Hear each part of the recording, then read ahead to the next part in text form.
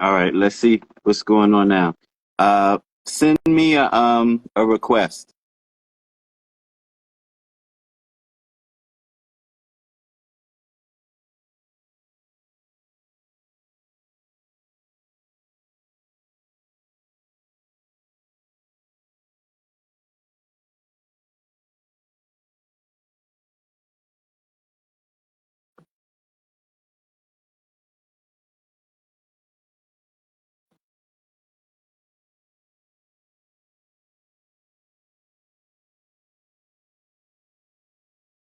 There we go. We have to do it on the phone because it's not working. Oh, really? Oh, you Yeah. were trying to do it on the Yeah, computer. it wasn't working, unfortunately. Oh, What's up, Chike? My that just means bad, y'all got to bro. get closer. That's all. Yeah, Just just get gonna have to closer. cuddle up. Ain't nothing new. How y'all doing? Good, We good, good. good. How are We good, you? bro. I am My blessed bad, bro. My and bad. highly favored. It's okay. Stuff happens. So, y'all down there with that good weather. You know, it's storming up here. I know everybody on freeze. Yeah, it's a nice weather. It's drizzling, but it's beautiful. Rather have that than this blizzard going on out here. Y'all Right. look so good. Oh, thank you, You thank know, you. we try. So many months ago, we sat in your backyard and I told you guys that I wanted to do this with you because I'm in great admiration of what you're doing down there and what you're doing with your community. And I've always admired you as a couple. Like together, you're like the super couple.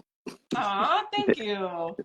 So I guess tell the world, tell everybody who you are, introduce yourselves, and then we're going to get into your life a little bit. Not too intrusive, but just a little bit. So who are you? Okay, so we're Denny and Yurika Baldonado. We've been married for a little over 20 years. We have four beautiful children, 23, 20, 9, and 7. So we started all over again. We're from Brooklyn, New York, raised, not born. From I Brooklyn, New was York, born there. She not me. was. I'm Panamanian.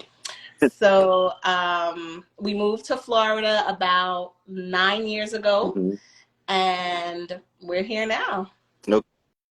Okay. And what made you move to Florida?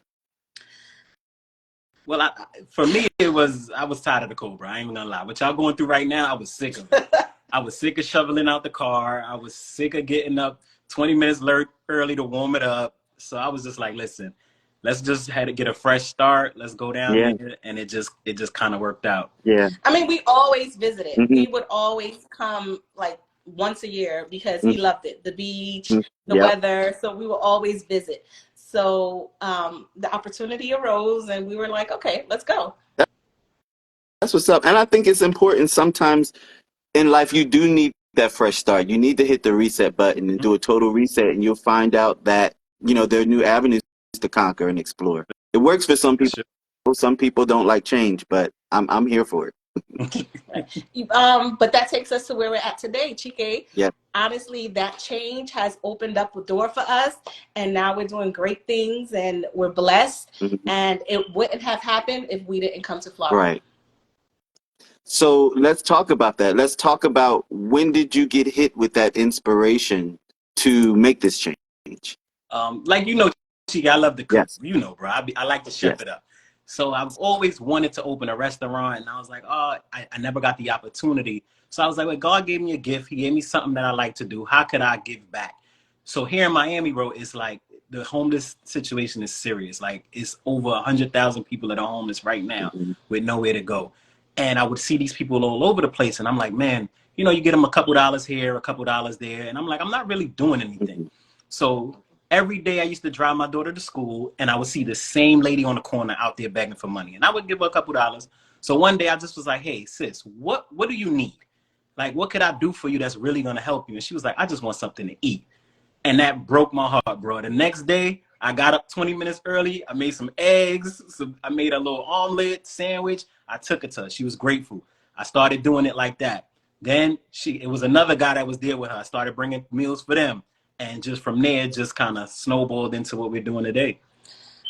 along with that, we would always hear messages at service: serve your community, do for your community. One day we were watching Pastor Todd on YouTube, and we were just kind of sitting there watching him, and he said, what are you waiting for? Like, why are you just not doing it? What are you waiting for? Are you waiting for a restaurant? Like, just do it. People are always saying like, oh, I want to go feed the homeless, I want to do it, I want to do it.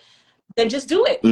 Go buy a loaf of bread, get some peanut butter, get some jelly, and do it. And we just sat there, we looked at ourselves, and we was like, I guess we're doing this. Okay.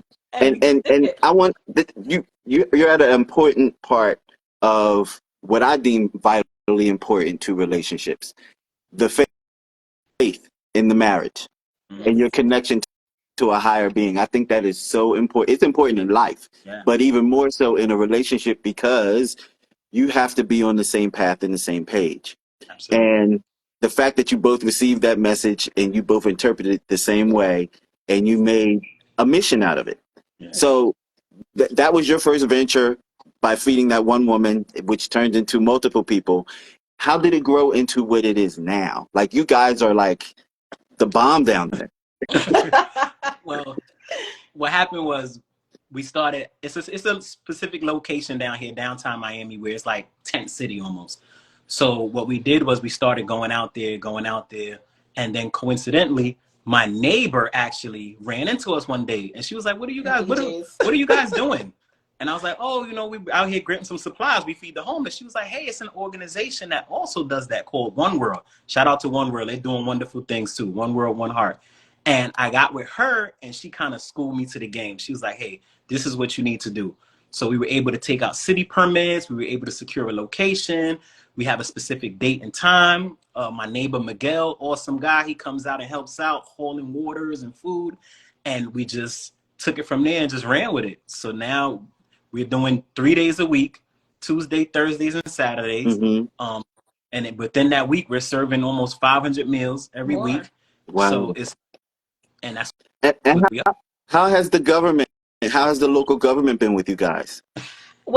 Well, actually, through our church, I was able to link up with, so our church does Caring for Miami, which also feeds individuals in need.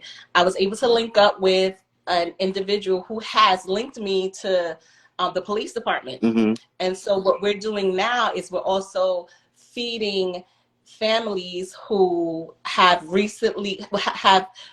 falling cops that happened, like someone died, and so now we're feeding the families in that time of need, because it's something that you don't think about when there's a death in the family. And we don't expect police officers, they don't expect to leave their house and not come back. That's something that's, we don't know it's going to happen. So we're doing that now. So whenever a family in Miami-Dade, police officer, anything like that, we're feeding them. So we're getting help in that sense.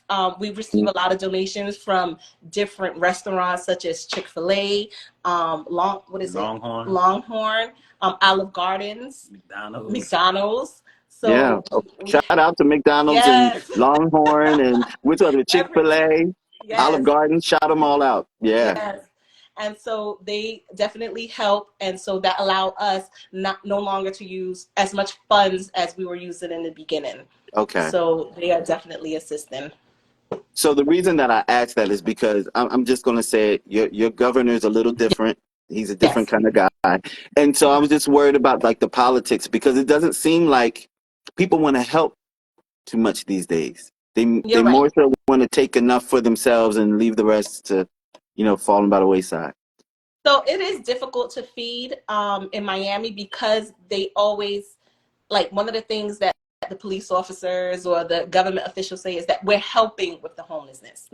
So it's kind of like, you guys are not helping. So one of the things that we started doing to show is that we've been helping them get housing, linking them to different resources and to different agencies who can fund them with housing. And so, but we have a lot of individuals with mental issues as well. So we're sending them to different resources, different locations. So now we're educating as well as feeding. It's not just like, we want to help in overall.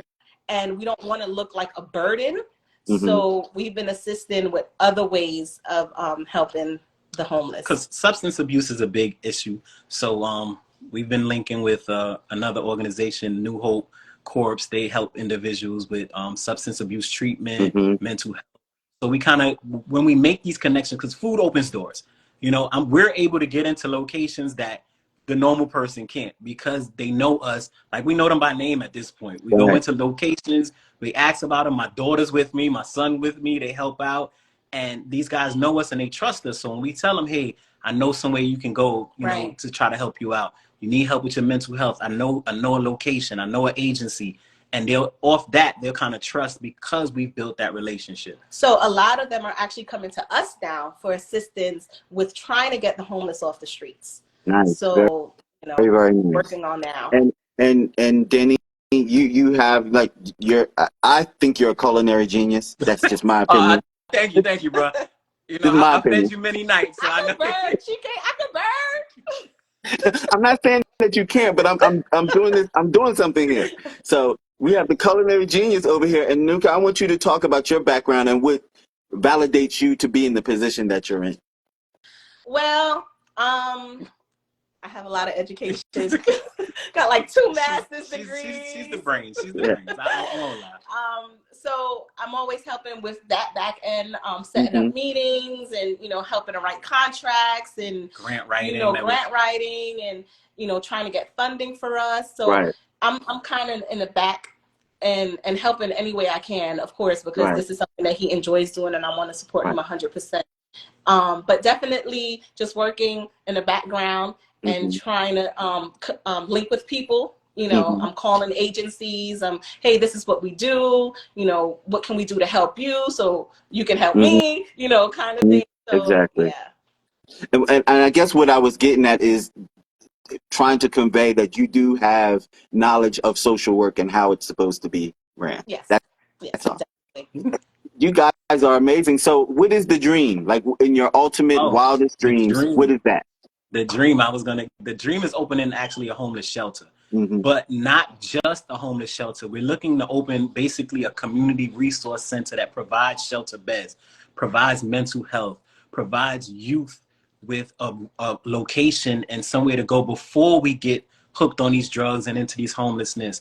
We also want to incorporate a women's center, because a lot of these young girls now out here, they don't have any guidance. You know, things happen, situations happen, and they don't have anywhere to turn to, someone to talk to. So we want to, like, intervene with that, because Chika, we're out there. I'm seeing kids out there, bro. Like, it's not, I'm seeing 18-year-olds on the street, strung out. And just out of curiosity, predominantly, what is their issue? Is their issue the drugs, or is it mental illness? Which is the greater? It's a combination. It's a combination of both. Wow. It's the mental health and them not being able to get the medication and the resources that they need. So they try to self-medicate with the drugs. And that is just a ticking time bomb, bro.